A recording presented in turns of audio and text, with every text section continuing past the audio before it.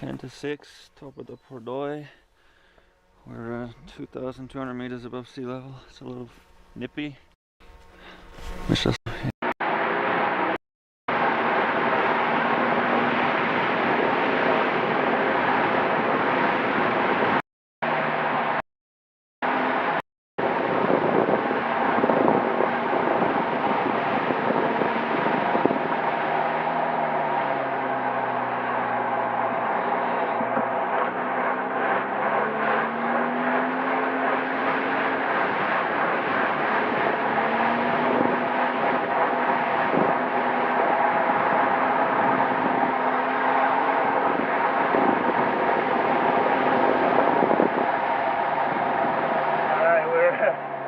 Praying for a green light now.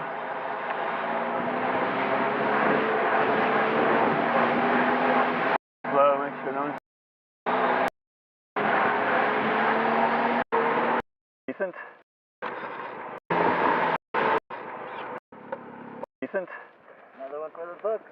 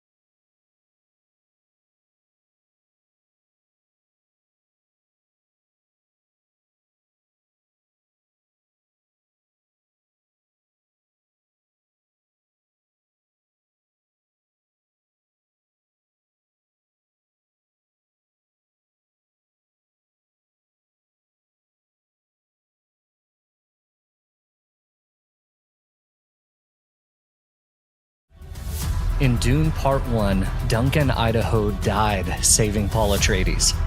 He took down 19 Sardaukar by himself before going down. It was one of the most beloved scenes in the film. In Dune Part 3, he's back. But the Duncan Idaho who shows up in the new trailer isn't really Duncan Idaho. He has a different name, he has different eyes, and he was built specifically to destroy Paul.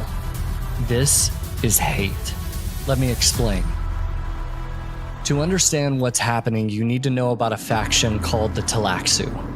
We didn't meet them in parts 1 or 2, but they're going to be a central part of part 3. The Tleilaxu are a secretive society of bioengineers in the Dune universe. The rest of the Imperium thinks they're disgusting because they do things nobody else will do. Their entire civilization is built around growing things in tanks, specifically things called axolotl tanks. We don't need to get into how these tanks work in this video, just trust me. What matters is what they grow. The Tleilaxu specialize in 2 creations, face dancers, who can shapeshift into anyone, and Gholas. A Ghola is not a clone. It's important to get this distinction right. A clone is grown from living cells.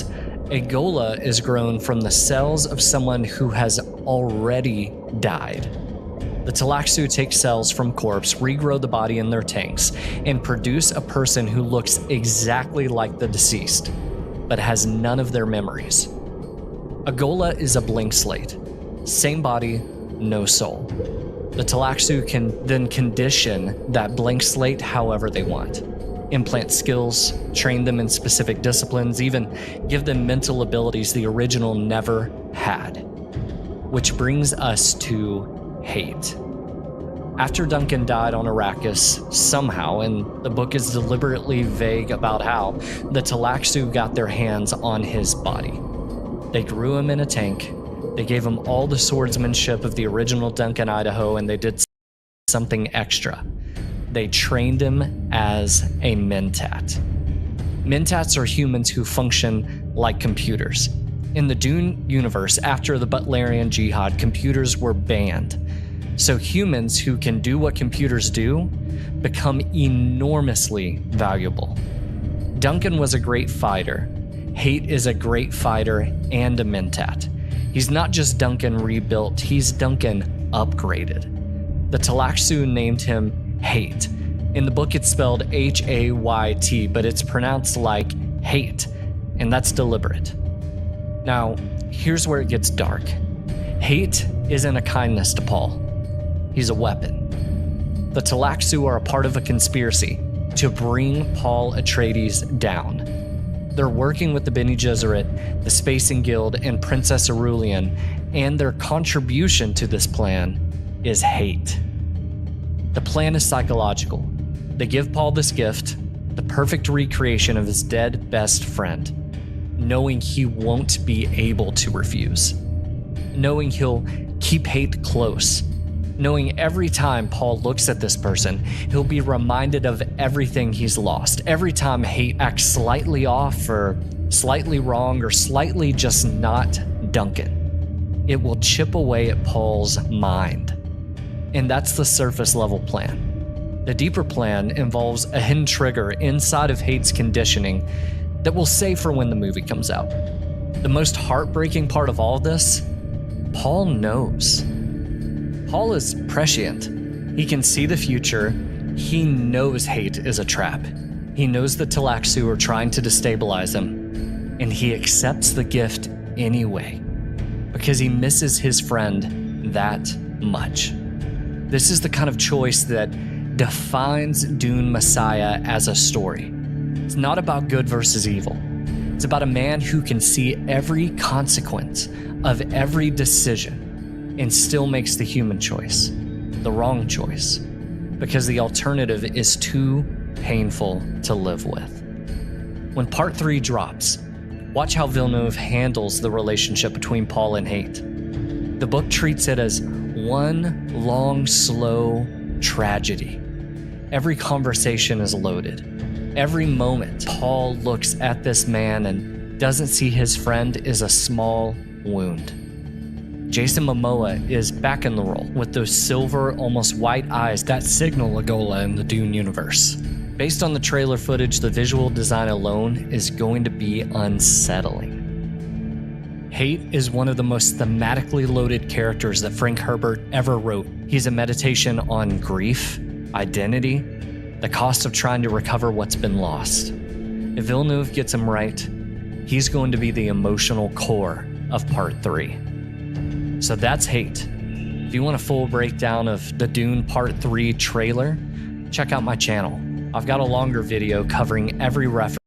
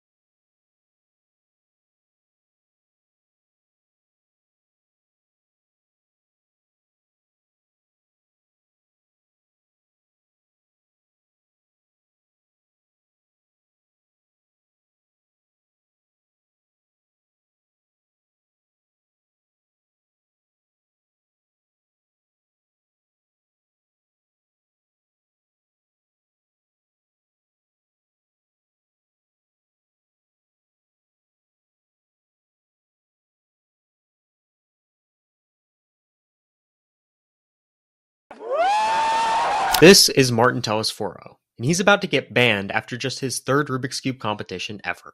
on a Saturday in May of 2013, coming off of Mats Falk's historic 5.55 Rubik's Cube world record, making him the second person to ever solve a cube in under 6 seconds. The hunt for sub 5 was on. The most anticipated barrier in cubing history, and it was inevitable that one of the top 2 in the world was going to be the first to do it. But unbeknownst to anyone, that was all about to change at Perry Open 2013 in Mexico City, a competition that would forever live in infamy following the events of May 25th, 2013. Telesforo had signed up for this competition, having not competed since the year before, where he finished with a 17-second PR, good enough for around, keep going, 20,000th in the world. Martin Telesforo was nowhere near being a world-class solver. I'm not just saying that. His second solve of round 1 was an 18, but it was his first solve at Perry Open 2013 that would change the Rubik's Cube world record forever. At least, Telesforo thought so. A 4.41. The sub 5 barrier had just been shattered by a 17-second solver in his third official competition.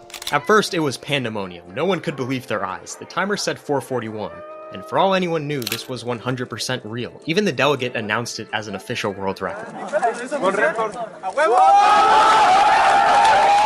A crowd gathered around the table, and the man himself looked just as stunned as everyone else. And as all great mysteries begin, there was, of course, no footage of the solve. More and more people started to hear about Telesforo's 441, and it became abundantly clear that no one wanted to believe it. If it was true, this was a world record that would take at least 5 years for anyone to come close to. Was it even physically possible? Did a man who had never solved a cube in under 15 seconds before this just somehow break the most anticipated barrier in the world record's history? There's something you have to understand about this solve. A 17-second solver like Telesforo turns at an average of 3 to 4 turns per second. The sheer amount of luck needed for a 4.41 at this speed lands us at an 18-move solution. The average solution length from a top-level solver is 55. But 18 isn't impossible. The rule of God's number states that the cube can always be solved in 20 moves or less, no matter how scrambled it is, and there are currently 3 humans in the world who could feasibly do this, given about an hour or so to find an optimal solution. Just one problem. Martin Telesforo had 15 seconds to look at the cube before starting the timer. If a solution this perfect was even remotely possible, it would not come from someone like Telesforo. He couldn't have just gotten lucky. His solution had to be at the very least under God's number, beyond perfection itself. Telesforo would actually go on to show everyone at Perry Open 2013 exactly how he did it. How he had just pulled off the most stunning world record the Rubik's Cube had ever seen. His solution was 35 moves. And this is where things officially start to get odd. At first, the scramble he allegedly got doesn't seem lucky at all, but Telesforo's first 20 moves were perfect. With a little bit of luck along the way in the form of an OLL skip, his solutions seem feasible to be executed in 4.41. In a statement after the competition, Telesforo claimed, "It was confirmed that my solve was correctly executed and the scramble was correct." But as impressive as this perfect solution was, that wasn't even the strangest part, as Telesforo would then go on to mention that he made a mistake in the execution and decided to improvise some turns. Yes, the most perfect solve of all time had a mistake. This was both completely nonsensical and conveniently one of the only ways to explain the randomness of his first couple of moves. It was like magic. They follow no distinguishable solving method and are completely illogical, but also genius at the exact same time. Telesforo's world record solve can effectively be broken into 2 parts. The first 20 moves were done in an impossibly optimal way, at least on paper. When actually attempting to execute these moves in a speed solve, they are incredibly difficult to do quickly. 21-time world record holder Kevin Hayes tried to beat the 441 with the exact same scramble and solution from the world record, and after 100 tries, he barely managed to get a 4.34. The second part of the solve gave it an easily spammable and fast finish, but the fact that all 6 faces of the cube are turned during these first 20 moves of the solution made people extremely skeptical of Telesforo's ability to have actually pulled this off. And there were of course skeptics, but also eyewitnesses, people who claimed to have actually seen the solve happen in real time. After all, there had to be a judge to sign off on the legitimacy of the solve in the first place, right? Well, Ernesto Mendoza Dimas, a highly respected figure in the community, insisted he was 2 feet away from the man when it happened, sitting in this chair right here. But this video of the aftermath, which also shows the delegate, Ruiz, celebrating Telesforo's world record, quickly became the main catalyst for some extreme suspicion. It's here where we arrive at one of the only feasible ways he could have actually pulled this off. You see, Telesforo said he remembered scrambling for a 2x2 round, but only competed in 3x3 and had no involvement in the scrambling for it. That alone isn't nearly enough to prove anything. But then came a much more troubling detail. This video shows Telesforo posing with the timer, but just feet away was a scrambling table highly exposed to competitors without proper concealing of any sort. Maybe, just maybe, Telesforo had access to the computer-generated scrambles beforehand, allowing him to create an optimal solution that looked just real enough to be believable. But apparently, not believable enough. The community was in complete denial that this could have possibly happened.